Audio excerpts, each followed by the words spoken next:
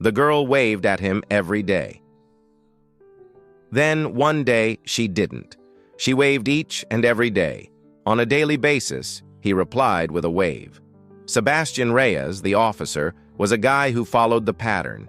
Because he had been on the police for 19 years, he was familiar with the routine of his patrol route like the back of his hand.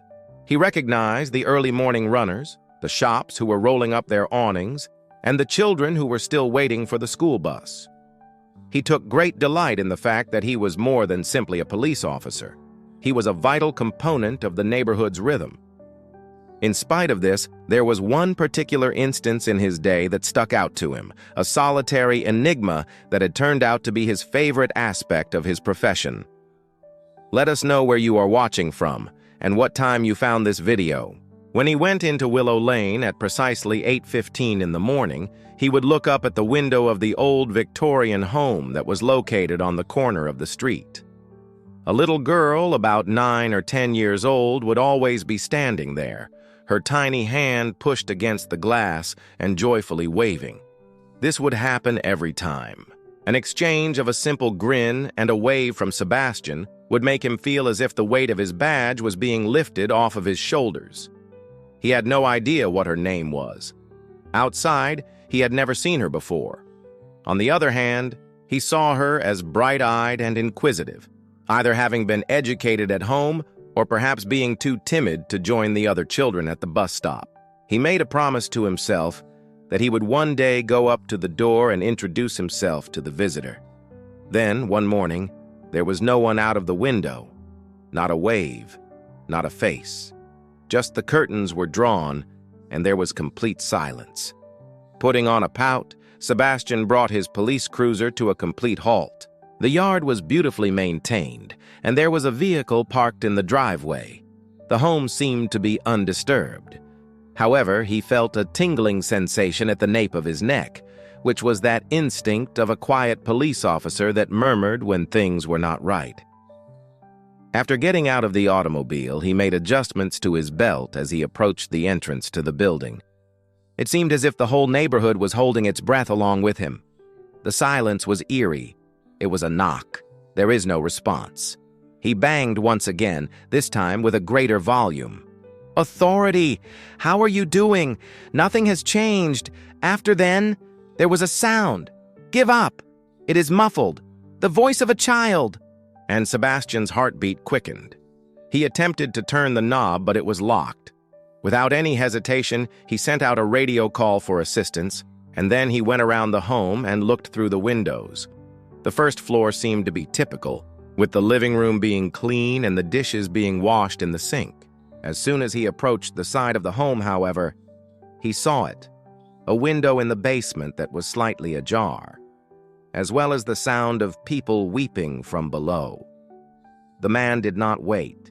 He forced the window open with all his might and managed to slip through, falling with a thud on the concrete floor. The basement was dark and crowded with boxes, but there was a glimmer of light that came from a door that was locked at the very end of the space. "Hello!" he yelled out, his hand resting on his sidearm. "The police!" The sobbing came to an end. Then, only a whimper. After moving forward and pushing the door open, Sebastian hesitated for a while. Zip ties were used to secure the wrists of the girl, who was his girl and the one who waved. She was curled up in the corner of a little chamber that had been made up on the spot. As soon as she laid eyes on him, her eyes widened, and she began to shed new tears. As Sebastian stood over her, he immediately recognized the guy who was standing there. It was Daniel Hargrove. 15 years had passed since he had last seen that face, an appearance from his most heinous case. In the past, when Sebastian was just starting out, Hargrove was a suspect in a case involving the kidnapping of a child. Never before has there been sufficient proof. So he had walked, and here he was, gazing at Sebastian with the same icy, calculating glare that he had been using all along. "Well," Hargrove replied slowly, while cocking his head to the side. "Police Officer Reyes, it is a pleasure to meet you here." The blood of Sebastian became as cold as ice. It was not only a youngster who had gone missing. This was an act of vengeance, and this was only the beginning of the game. Despite the fact that Sebastian's fingers were twitching near his sidearm, he made a conscious effort to remain motionless. It would only take one mistake for Hargrove to make a move at the girl. The atmosphere in the basement was dense with dust and had a metallic tinge to it. The cellar seemed claustrophobic. This young lady, who he would later discover was named Emma, retreated even farther into the corner, her startled eyes flitting between Hargrove and himself. A bruising left a black mark on her face. "Do you remember me, Reyes? I'm very sure you do." The tone of Hargrove's speech was soothing and somewhat humorous. "Over the course of all these years, you have never given up searching." I looked at the bulletins. An examination of the cold case. As he moved closer, his shadow became so long that it stretched over the concrete floor below him. "However, you were unable to locate her." It caused Sebastian's gut to twist. "It is she. This is Sarah Whitmore.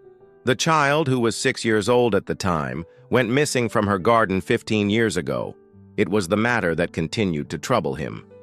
The words, "You took her," were said by Sebastian in a hushed voice. A sneer appeared on Hargrove's face. "And the one I have now is this one."